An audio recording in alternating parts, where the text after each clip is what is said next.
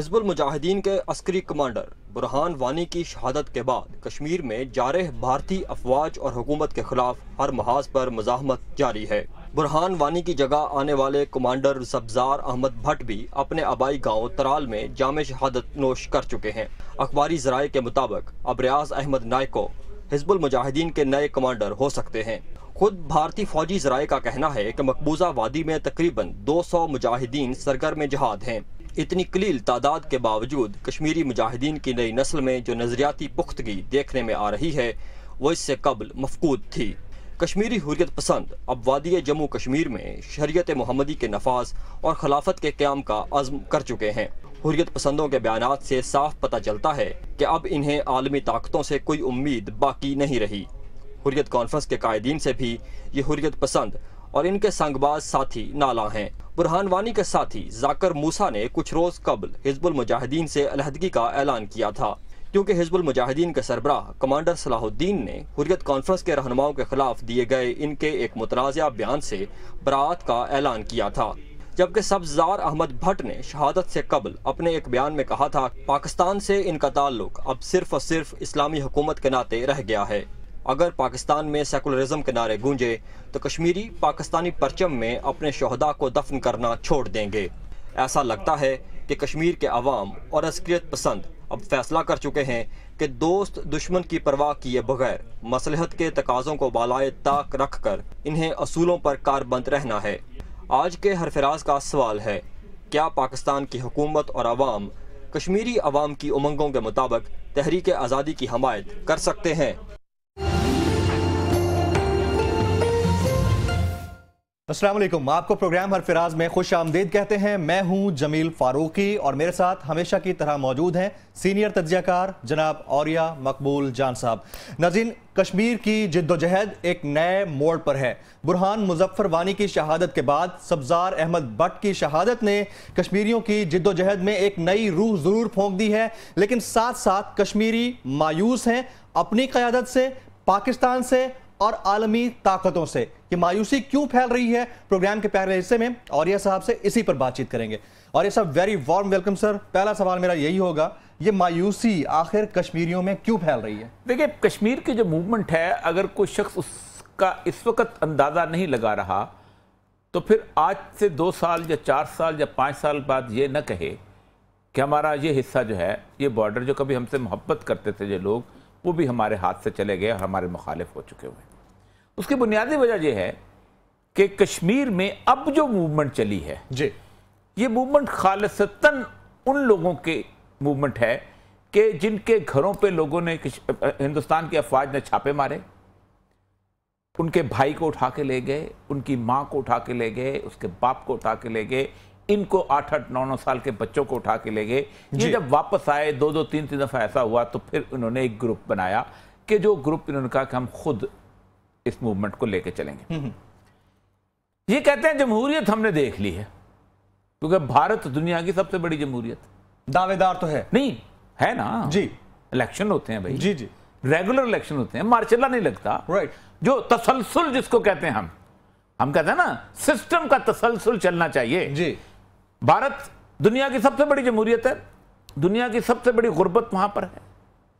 भारत दुनिया की सबसे बड़ी जमहूरियत है, सबसे ज्यादा अपने अवाम को तबाह बर्बाद और उन पर एक्शन कर रही है। कश्मीर को छोड़ दें, मणिपुरा में कर रही है, मिजोरम में कर रही है, तमिल में कर रही है, उसके बाद नागालैंड में कर रही है, पंजाब में सिखों के साथ कर रही है जी, ठीक। और ये नहीं कि उनके ऊपर कुछ जमहूरी कर रही है, अपना असर अंदाज करती है या मसाइल करती है, फौज भेजी हुई है इन इलाकों के अंदर जी, ठीक जी। हमारा एक जाती ताल्लुक है कश्मीर के साथ, और वो ताल्लुक इलाकाई नहीं है। वो ताल्लुक ये है कि मैं भी ला इलाहा इल्लल्लाह मुहम्मद रसूलुल्लाह पढ़ता हूँ, कश्मीरी भी ला इलाहा इल्लल्लाह मुहम्मद दीन की बुनियाद पर, और कोई रिश्ता नहीं जी। वरना तो हम मिजो के लैंड के लिए भी हम किसी के लिए भी लड़ लेंगे फिर तो, वरना या नागालैंड के लिए भी हम कहेंगे जी हम उनके साथ हैं जी।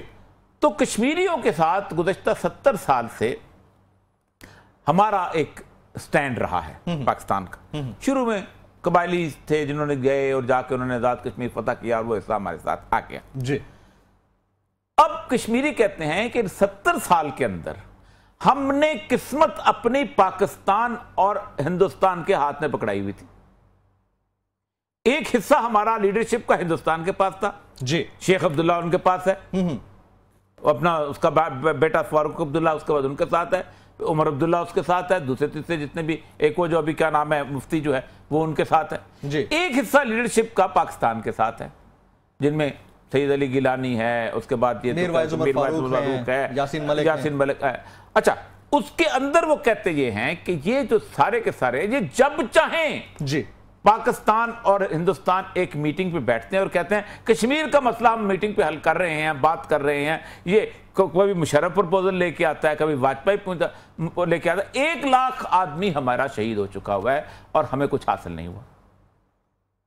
अब 200 सवा 200 की तादाद है कुल जी।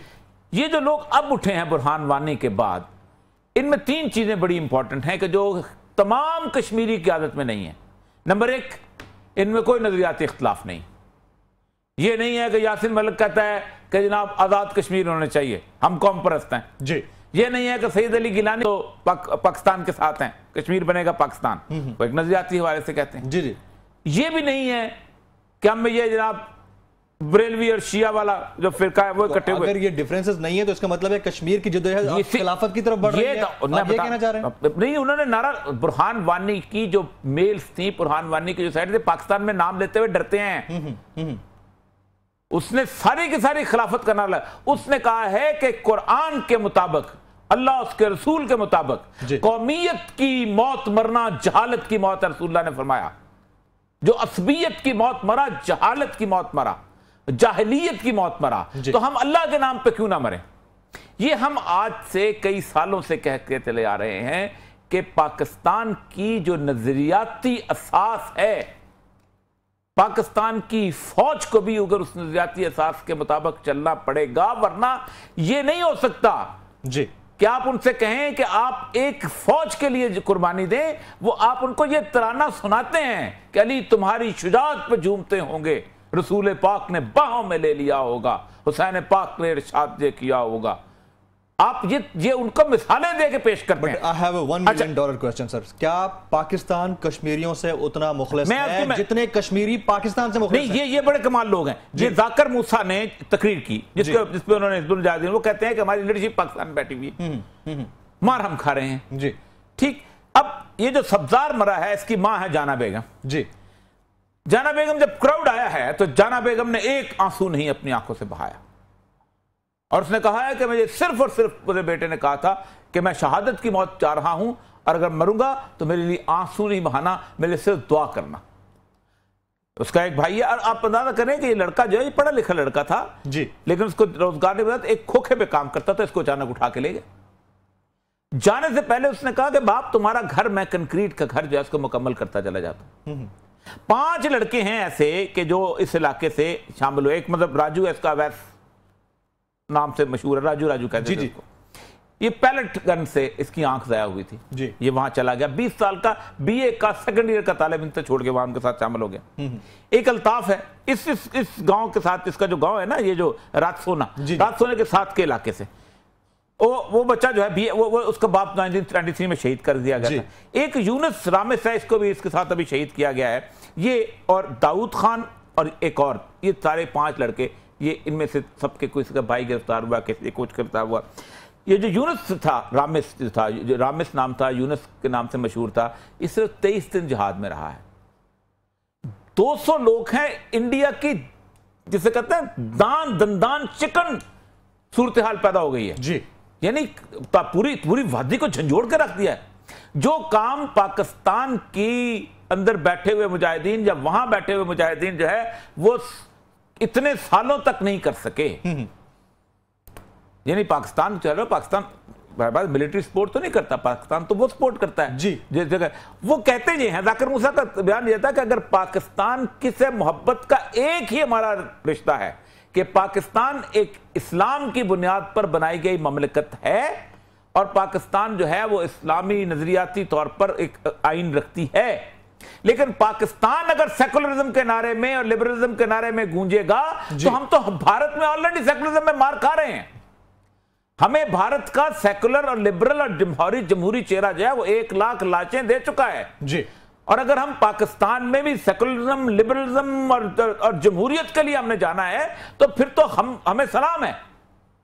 तो अब हमें सोचना पड़ेगा कि ये कश्मीर की मूवमेंट में हमें कहां अपने आप को तब्दील करना है। अब देखिए तब्दील कैसे करना है, इस पर भी एक सवाल उठता है कि भारतीय आर्मी चीफ ने वहां पर, आपको याद होगा, एक दफा गाड़ी के आगे एक शख्स को बांध दिया था, उसके ऊपर वो तमगे दे रहे हैं, लेकिन सफारती सतह पर हम खामोश हैं। पाकिस्तान कुछ भी नहीं कर रहा ना, पाकिस्तान की सफारत खाना खत्म है बिल्कुल। अच्छा, पाकिस्तान में मौलाना फजल रहमान है ना भाई। हाँ जी, हाँ जी, कश्मीर कमेटी के हेड, कश्मीर कमेटी हेड है ना जी। एक बयान दिखा दें, उनको पता भी नहीं होगा वहां मूवमेंट क्या चल रही है। अच्छा, क्या मौलाना फजल रहमान डिजर्व करते हैं कश्मीर कमेटी? नहीं, मुझे नहीं पता, इसको मर्जी लगाएं। एक सियासी पोस्ट है, एक गाड़ी मिली हुई है, वजीर का स्टेटस है, एयर कंडीशन में आते जाते हैं सब कुछ। एक बयान दिखाएं मुझे, उनको पता भी नहीं होगा कि 5-6 डिस्ट्रिक्ट ऐसे हैं कश्मीर के जहां ये मूवमेंट चल रही है जी। किश्तवाड़ में चल रही है, डोडा में चल रही है, उधम में चल रही है, उधमपुर में चल रही है, कठुआ में चल रही है, सांबा में चल रही है जी। ये साउथ के डिस्ट्रिक्ट, और ये वो डिस्ट्रिक्ट हैं कि जो बुनियादी तौर पर पाकिस्तान से थोड़ा, जम्मू और इसके साथ साथ नहीं है, दूर हैं।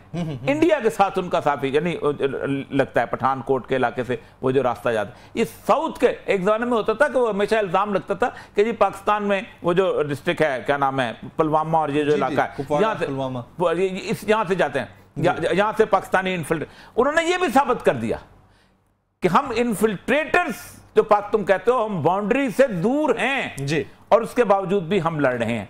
एक नाम था इसका यासीन अट्टू, ये आखिरी बंदा था, इसको गजनवी के नाम से कहा जाता था, गजनवी बड़ा मशहूर था, ये आखिरी था जो कहता था कि हुर्रियत कॉन्फ्रेंस के साथ आप। अब देखें सैयद अली गिलानी इनमें सबसे रीजनेबल आदमी है। वो पाकिस्तान के हवाले से उनका हमेशा ये कहा कि पाकिस्तान से रिश्ता क्या, ला इलाहा इल्लल्लाह।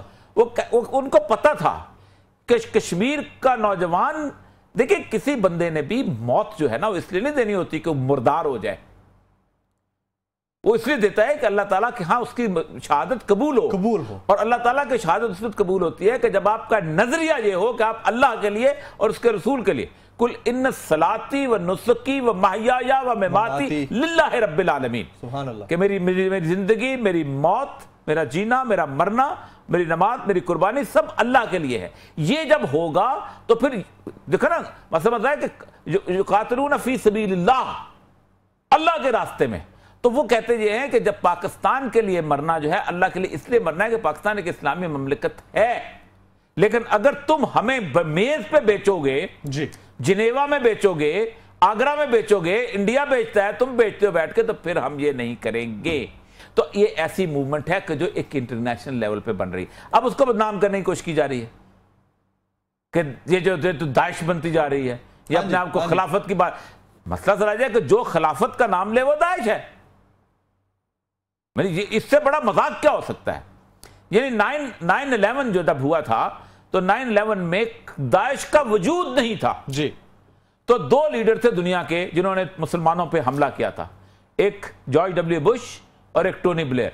दोनों की तकरीरें उठाएं, वो पता क्या कहते थे? दे वांट खिलाफा बैक, ये दोबारा खिलाफत लेना चाहते हैं। अब वो कहते हैं कि खिलाफत मिले या ना मिले, हमारा खून खिलाफत के लिए जाना चाहिए।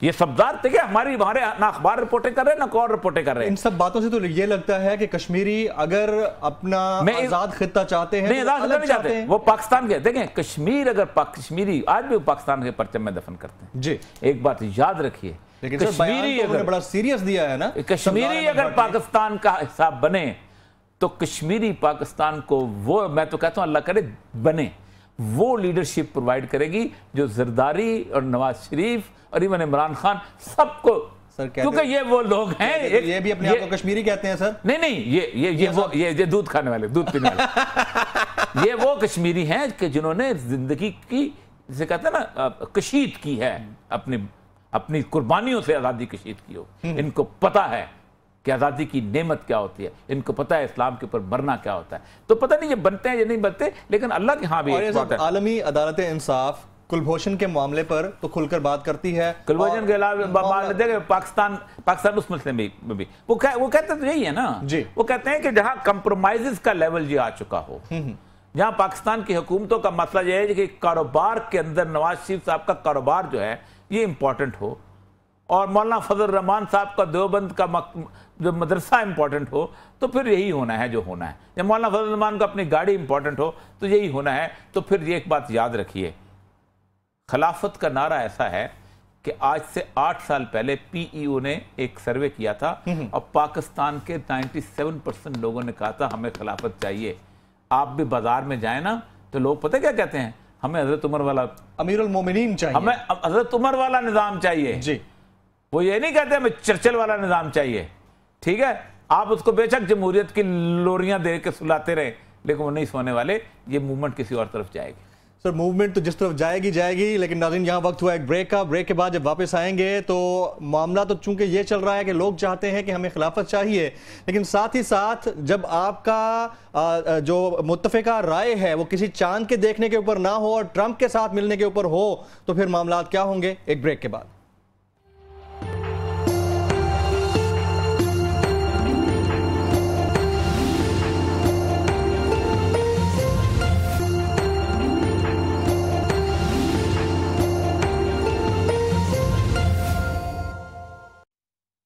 जनाब, चांद पर झगड़ा लेकिन ट्रंप के साथ एक, ए मुसलमान अपनी हालत तो देख।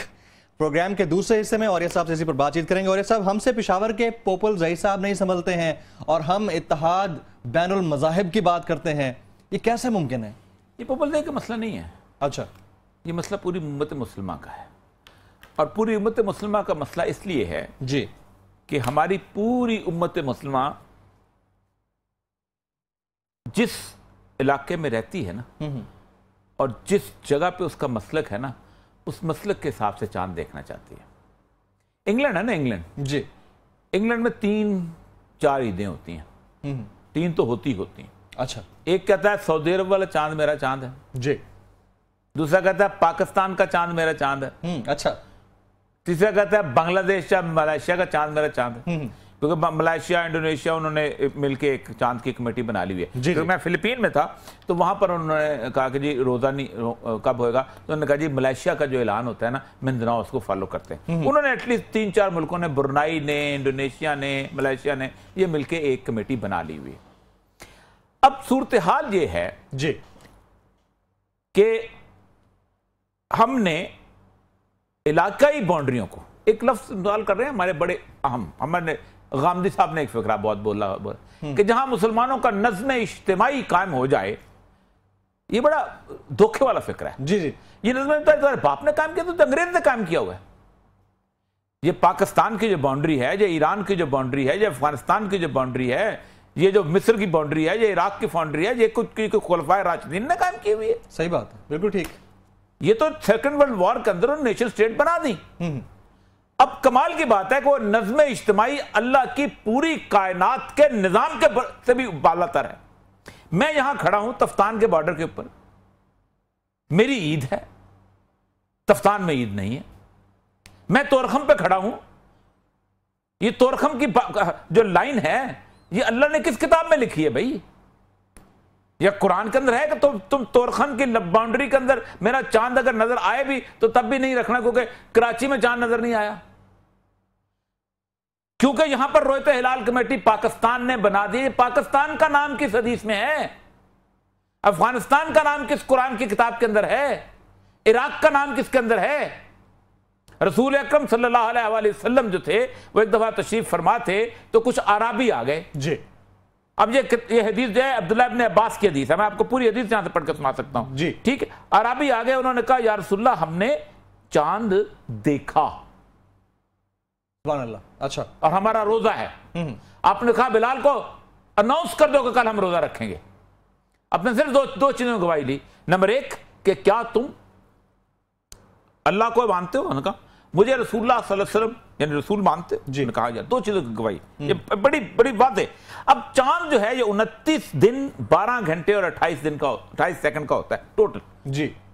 ठीक, अब चांद घूम रहा है, ये चांद 31 दिन का तो नहीं हो सकता, नहीं 32 दिन का तो नहीं हो सकता, नो वे, ठीक है ना जी, मूवमेंट चल रही है ना जी। अब चांद निकल आया कहां पर?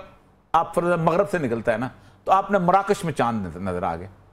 अब मराकश से मैंने पूछा एक बड़े मुफ्ती साहब से, जो रोयत हिलाल कमेटी के बड़े अहम तरीन चीज, मैंने कहा मुझे ये बताइए जी कि मराकश में एक आदमी ने चांद देखा, वो चांद तस्कत शहूद पे पूरा उतरता है, उसकी दाढ़ी है, वो आपके सारे महराब है, 5 वक्त का नमाजी है जी, ठीक, रोजा रखता है, तकवा का मयार पूरा उतरता है। उसने टिकट खरीदी, मुसलमान है, सही है, टिकट खरीदी, मराकश 4.5-5 घंटे में पाकिस्तान पहुंच गया, आके उसने गवाही दे दी।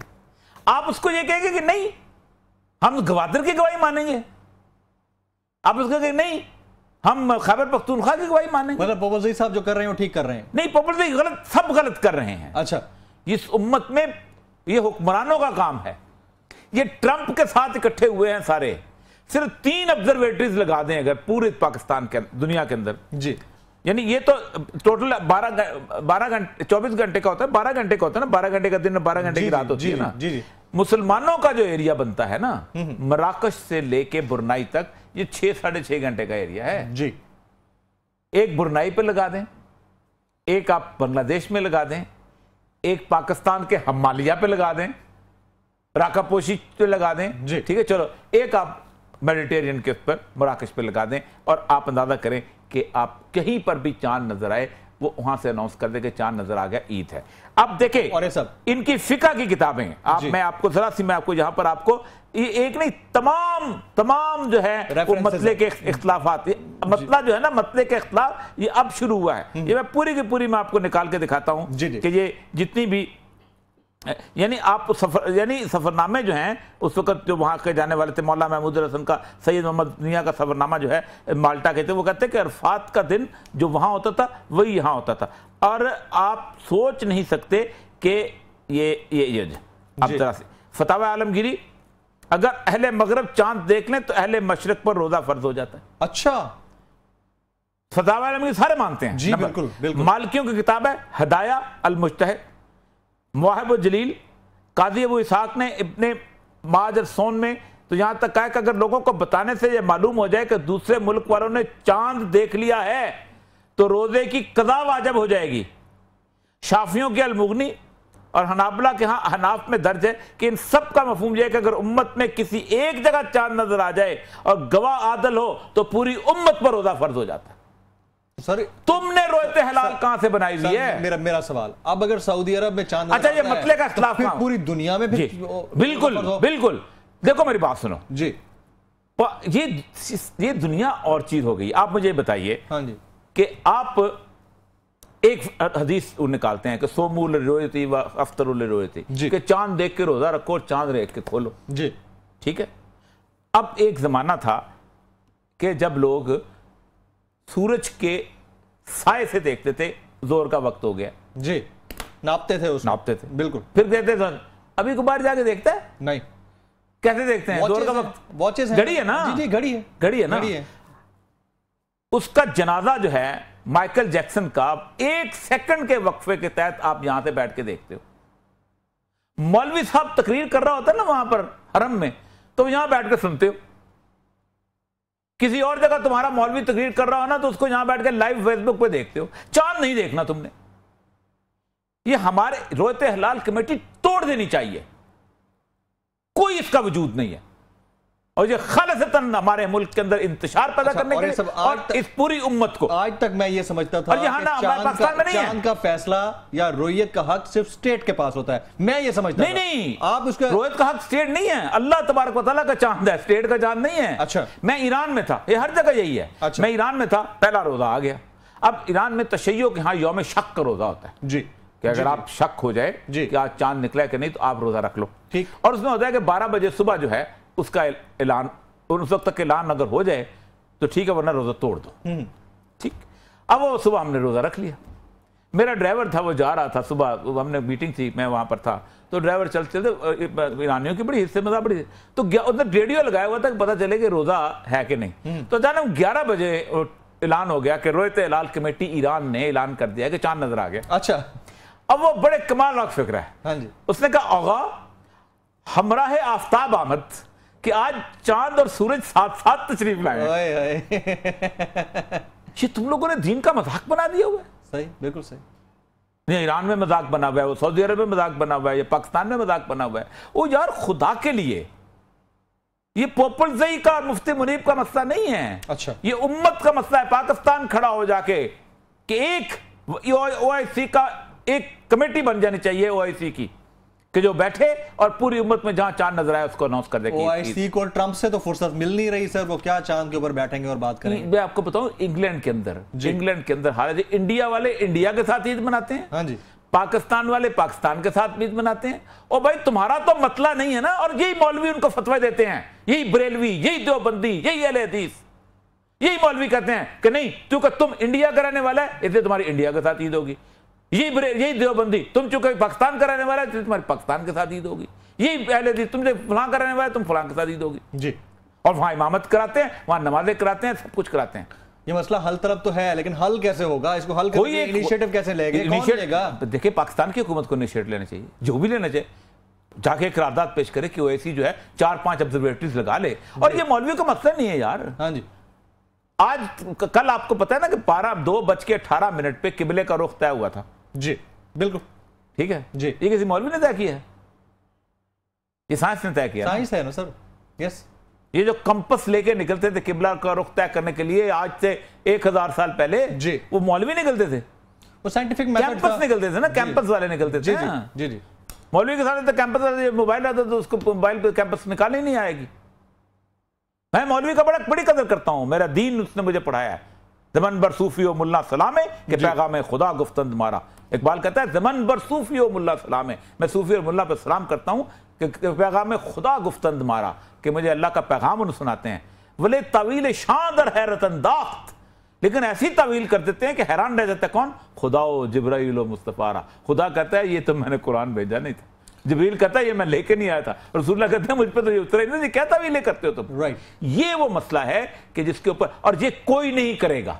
इसलिए वजह यह है कि इस उम्मत का इंतशार जो है ये दुनिया को पसंद है, और ऐसा बाहर इन हुक्मरानों को पसंद। बाहर निकले तो पब्लिक ये समझती है कि जनाब शहाबुद्दीन पोपलजई साहब ने अपनी एक ईंट की मस्जिद बना रखी है और उन्हें स्टेट विद इन स्टेट बना रखी है। अगर उनका फैसला ये है कि वो सऊदिया के साथ जाते हैं और वो ईद करते हैं, तो पहली बात तो ये है कि अगर दुनिया में किसी जगह चांद नजर आ जाए और गवाही मौजूद हो तो मुझे बताइए। मैं एक दफा एक मौलवी साहब से यही बात हो रही थी। जी जी।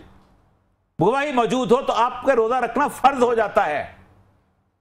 मैंने कहा रसूलुल्लाह ने रोजा रखवाया, तो मौलवी साहब पता कहते हैं आपको मालूम नहीं जमीनी हकायक। मैं कहा मैं रसूल की हदीस सुना, तो मुझे जमीनी हकायक की बात कर रहे हो। अल्लाह ने यह पूछते हैं कि पाकिस्तान का जोग्राफिया के तहत तुमने ईद रखी थी। क़यामत के दिन अल्लाह ने पाकिस्तान की बाउंड्री लाइन देखनी है, अल्लाह ने ईरान की बाउंड्री लाइन देखनी है, अल्लाह ने इराक की बाउंड्री लाइन देखनी है। एक गवाह आ गया कि फलां जगह पर एक शख्स ने ईद देख ली और आप तक उसकी गवाही पहुंच गई और वो तज़कियत शहूद पे पूरा उतरता है, वो तकवे के मयार पे पूरा उतरता है, वो आदिल है, वो सच्चा है। गवाही आप तक पहुंच गई, रात को आ जाती है ना, कल सऊदी अरब में ईद हो गई। जी बिल्कुल आ जाती है ना, फलां जगह ईद हो गई जी, हो जाती है ना, आ जाती है ना, आप तक गवाही पहुंच गई। आप मुझे बताइए आप कब तक कल इंतजार क्यों करते हैं? मैं खुद देखूं। सर पहले इसको यूनिट के तौर पर अल्लाह के रसूल सल्लल्लाहु अलैहि वसल्लम ने हजरत बिलाल को कहा नहीं जाओ हम रोजा रखेंगे? क्या ये मुस्लिम की हदीस नहीं है? बिल्कुल है। क्यों हम कहते हैं कि नहीं हम देखेंगे, और क्यों कहते हैं कि पाकिस्तान का क्या पक्का अल्लाह का मतला एक अल्लाह का पूरी कायनात का एक मतला नहीं है? क्या तुम्हारे आज से 150 साल पहले तक तमाम फकी, तमाम हनफी, शाफी, मालकी, हम्बली जितने भी थे, क्या एक मतले के कायल नहीं थे? कायल थे जी।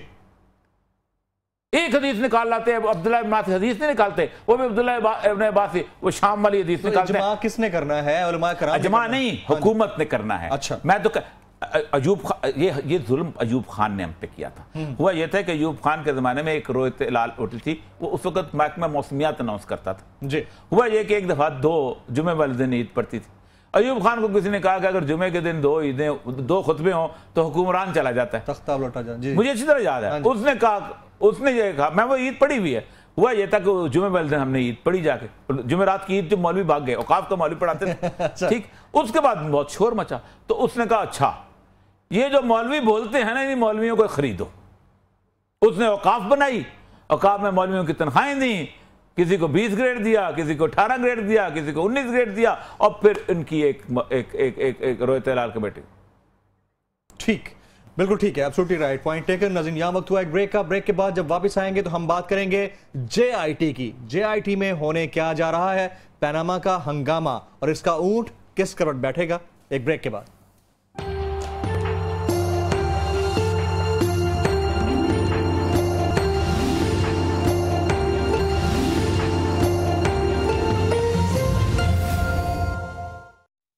जनाब, प्रोग्राम के तीसरे हिस्से में आपकी लाइव कॉल्स ली जाती हैं। अगर आप कॉल करना चाह रहे हैं तो हमारे नंबर स्क्रीन पर फ्लैश कर रहे हैं, आज के मौजू पर ही बात कीजिएगा। और प्रोग्राम के तीसरे हिस्से में हम बात कर रहे हैं JIT की। इंतहाई अहम मामला है, JIT का ऊंट किस करवट बैठने जा रहा है और अभी हालात क्या चल रहे हैं, ये जानते हैं औरिया साहब से। औरिया साहब, खत पे खत क्या होने जा रहा है? देखिए, आखिरी जो लेटर है ये आज जारी हुआ है, JIT ने हुसैन नवाज साहब को दिया है जी। और सारे झूठ खुल गए हैं कि जो इस पाकिस्तान के मीडिया पे बोले जा रहे थे। In pursuance of the order of the honourable supreme court of Pakistan dated फलां constitution petition, you were called upon to appear before JIT on Monday 25th along with the relevant record. Right. However, despite receiving the summon on 19th May, 19 मई को समन तुमने 19 मई को समन receive किया है जी, यानी 19 मई को हुसैन नवाज साहब ने समन रिसीव किया, कहते मुझे कल मिला है जी, and you did not appear, तुम नहीं आए। You were issued another summon, एक और दोबारा समन भेजा गया 25 तारीख को टू अपीयर ऑन 28। 25 और 28 में कितना फर्क है? 19 और 28। 25 पहले तो 19 से 25 आ गया जी, फिर 25 5 दिन उन्होंने कहा हाँ खरामा जाने ठीक है। फिर उसके बाद 25 से 28 जी, फिर आया along with the relevant as specified. Today you appeared, आज तुम आए before JIT and without any record and also refused to answer any of the questions put forth by the JIT. जी, तुमने कहा कि हम नहीं जवाब देते on the pretext इस बात पर that the matter is sub judice and you have filed a petition before the apex court and requested for another date. कि मैंने तो जी सुप्रीम कोर्ट गया हूं, अब ये सुप्रीम कोर्ट में से आप वापस आए हैं, तशरीफ लाए। अब उन्होंने कहा जनाब कल आ जाए due to the paucity of the time, बहुत कम टाइम है, and your non cooperation during the proceeding. ये खड़े होकर कहते हैं हम 3 नस्लों का हिसाब दे रहे हैं, तुम तो एक नस्ल का हिसाब नहीं दे रहे। लग बता जाएंगे, सही बात। वो कहता है नॉन कॉपरेशन जी। अब सुप्रीम कोर्ट ने कहा जो वो फिरौन बने, उन्होंने कहा जाने वाले भी तो फिरौन है। और सर ये हुसैन नवाज साहब फिरौन कौन था इस मुल्क के अंदर? हुसैन नवाज साहब ने क्वेश्चनियर की क्या बात की यार? जो बंदा 6 घंटे में जावेद चौधरी वाला प्रोग्राम रिकॉर्ड कराए कभी कैमरामैन से पूछ लीजिएगा। 6 घंटे कॉल है, मेरे ख्याल पहली कॉल को शामिल करते हैं। अस्सलाम वालेकुम, कौन कहां से? जी अस्सलाम वालेकुम। वालेकुम सलाम। कौन साहब कहां से जनाब? हारून अर्ज कर रहा हूँ लाहौर मॉडल टाउन से। जी हारून साहब फरमाइए, क्या कहना चाहेंगे? जी मुझे एक बहुत अहम बात करनी है। जी जी। और वो ये है कि ये गुलभूषण जो जासूस है, दहशतगर्द, इसके बारे में मुझे आपसे ये कहना है, आपके प्रोग्राम के तवासल से तमाम मीडिया पाकिस्तान को मैं ये कहना चाहता हूँ कि इसको जासूस ना कहा जाए, इसको दहशतगर्द जरूर कहा। हम तो दहशतगर्द ही कहते हैं भाई, हम तो बहुत कम कहते हैं, हम तो जासूस ज्यादातर मीडिया में जासूस। ठीक है जी, आपकी बात आ गई, बहुत शुक्रिया आपकी कॉल का। जी अच्छा, अब ये सूरत हाल है। अब उन्होंने कहा जी दो न बने, फिर उसके बाद उन्होंने कहा कि रिकॉर्ड। अब सूरत हाल ये है कि वहां तारिक शफी साहब वहां पहुंचे हैं जी। अच्छा, तारिक शफी साहब का मामला जो है वो अंदर की खबर ये है कि तारिक शफी साहब ने जब वो 11 घंटे बैठे हैं तो उन्होंने सब कुछ खोल दिया। अच्छा हाँ। अच्छा। अब वो 2 बंदे ऐसे, देखिए मसला सारा ये है कि ये जिम्मेदारी होती है डिफेंस की, सही, कि अपने गवाह पेश करें जी। एक तो प्रोसिक्यूशन है ना, वो कहती है तुम्हारा ये तुम्हारे हमारे गवाह ये हैं तुम्हारे खिलाफ। डिफेंस की होती है कि वो अपने गवाह, कतरी को शहजादे को उन्होंने लेके आना। एक वो जो उन्होंने जो नेशनल बैंक का चीफ है और एक वो जो स्टेट बैंक, उसको जो कल बुला रही है ना कि आप ले आओ, क्यों नहीं आते? जी जी जी जी। अब कल देखना यह है कि कल हुसैन नवाज साहब किस तमतराक से वहां आते हैं और क्या चीजें लेके आते हैं और कैसे, क्योंकि बुनियादी तौर पर जब आपने डॉक्यूमेंट पेश करने हैं तो आपने ये नहीं कहना कि ये मैंने कतरी, मुझे कल किसी ने कहा जी वो कल कोई भी डॉक्यूमेंट पेश कर रहा था, मैंने कहा डॉक्यूमेंट नहीं पेश करेगा, he has to give authenticated document by the British embassy. Agreed sir, वो इमरान खान साहब ने भी बड़ा कॉन्फिडेंटली कहा है कि JIT जालसाजी का मामला निकाल लेगी। एक और खबर को शामिल करते हैं जी। अस्सलाम वालेकुम जी, कौन कहां से? जी अस्सलाम वालेकुम। अस्सलाम जी, आप कौन कहां से? हेलो जी जी फरमाइए, बोलिए, आपकी आवाज आ रही है। अस्सलाम वालेकुम सर। वालेकुम जी, फरमाइए कौन साहब? अस्सलाम वालेकुम। कौन साहब, कहां से जनाब? आपकी मोहम्मद असलम डोगर बात कर रहा हूँ, जिला शोखपुरा से। जी सवाल कीजिए, क्या कहना चाहेंगे? वालेकुम अस्सलाम। अस्सलाम वालेकुम सर, मोहम्मद असलम डोगर बात कर रहा हूँ, जिला शोखपुरा से। भाई बोलो, सवाल कर रहे हैं भाई। मेरे ख्याल में आपकी लाइन में कोई मसला है, आप जो है दोबारा ट्राई कीजिएगा। जी और सर, अच्छा बल्कि एक और कॉलर हमारे साथ मौजूद है। अस्सलाम वालेकुम जी। हेलो अस्सलाम वालेकुम। वालेकुम जनाब, कौन साहब कहां से? मुल्तान से बात करो सर, शहबाज। जी शहबाज साहब, क्या कहना चाहेंगे? सर जी ये बताइएगा, मैं 1 साल से आपको सुन रहा हूँ, बहुत फैन हूँ मैं आपका। और ये साहब ठीक है, बहुत खुशी होती है जब आप हदीस सुनाते हैं तो आंखें दिमाग खुलता है कि हम किस दौर में रह रहे हैं और हमें क्या करना चाहिए। अच्छा मुझे ये बताइएगा, एक तो सी ऑफ गैलरी जो बहरे तिब्रिया है उसमें बताइएगा बाकी पानी कितना रह चुका है, एक मेरा ये सवाल है।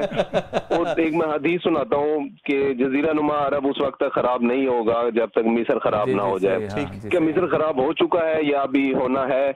और दूसरा जो है जजीरा नुमा अरब में कौन से मुल्क शामिल हैं? ये मेरे 3 सवाल है, मुझे इसका जवाब दीजिए और इसके ऊपर प्रोग्राम भी कीजिएगा सर। बहुत शुक्रिया, बहुत शुक्रिया। मैं प्रोग्राम हम करना चाहेंगे, इंशाल्लाह एक प्रोग्राम करेंगे। जजीरा नुमा अरब जो है ना, ये बुनियादी तौर पर वो 3 हिस्सों में तकसीम है। एक तो तिहामा है जी, और एक हिजाज है और एक नजर। तिहामा के साथ ऊपर शाम का इलाका है, जो फिलिस्तीन का जो इलाका है जी, ये पूरा का पूरा जजीरा नुमा अरब है। सही। और मिस्र जो है ये बेसिकली ये सिना के बाद आगे जाके, क्योंकि जजीरा नुमा का ऊपर का जो टिप है ना, नॉर्दर्न टिप जो है, इसके अंदर शाम का इलाका आ जाता है। सही।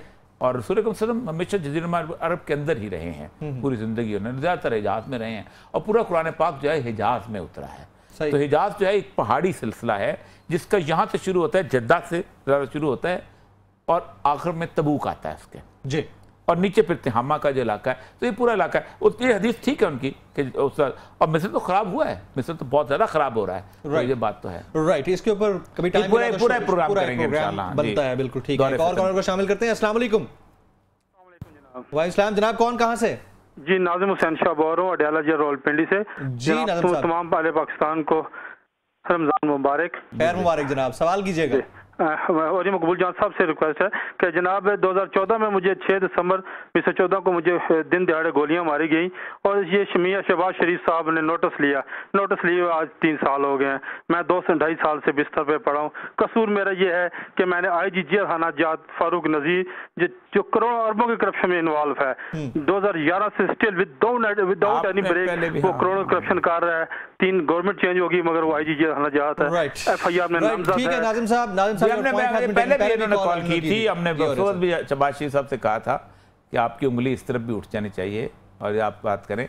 और ज़ाहिर बात है हम यहाँ से बैठ के एक तो देखते हैं कि हमें तो कॉल आई है ना जी, आप किसी को इंक्वायरी करें और जो दूध का दूध और पानी का पानी हो जाए, जिस तरह की सूरत हाल है। ये मुझे कॉल भी करते रहते हैं, तो मैंने कहा था कि आप एक पूरे का पूरा केस कभी लाए तो फिर हम स्टडी करके देख दें क्या मामला है। तो अब सूरत हाल ये है कि इस वक्त आज जो रिमार्क्स आए हैं जी, देखिए ना, मसला सारा जो है, तो उन्होंने कहा जी तारक शफी साहब को चाय पीने तो नहीं गए थे वहां पर, तफ्तीश में गए थे। अच्छा, ये चाहते हैं तफ्तीश में हमारे साथ ऐसे हो कि जैसे हम खाने पे आए हुए हैं, हाँ जी, जरा पाए शाय पकाए जाए, निहारी होनी चाहिए और बहुत 4-5 चीजें हो इस तरह के।